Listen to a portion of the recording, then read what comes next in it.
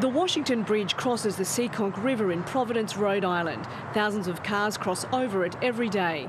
But it's under the bridge that almost 40 people call home, in a tent city called Camp Runamuck. This is our cooking area, a cabin where I keep my dry supplies, utensils, stuff like that. Edward Therian has been living here for about 2 months. He used to be a construction worker and lived in the house he was working on before it foreclosed and he was forced out.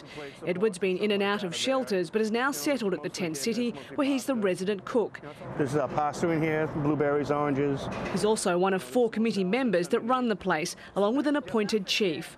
They make sure everyone follows the rules. You don't enter someone's tent. It's their stuff.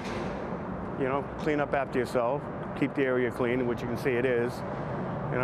All the basic rules. There's no fighting, no guns, no drugs, We all abide by that. And if you don't, the committee can vote to kick you out.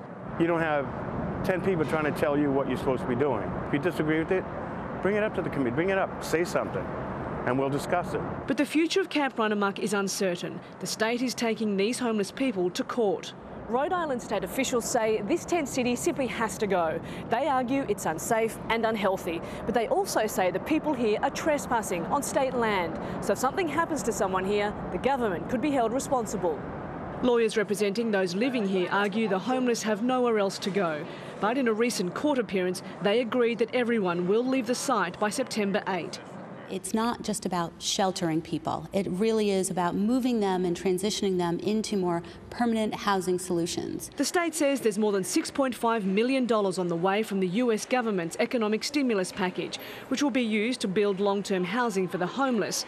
But until then, it may not be the most ideal situation. It may be a cot in a shelter, but even a cot in a shelter is a better alternative than living outdoors or living in a tent under a bridge. But that's where the homeless may disagree. They say shelters are often overcrowded, with inadequate facilities and strict arrival and departure times.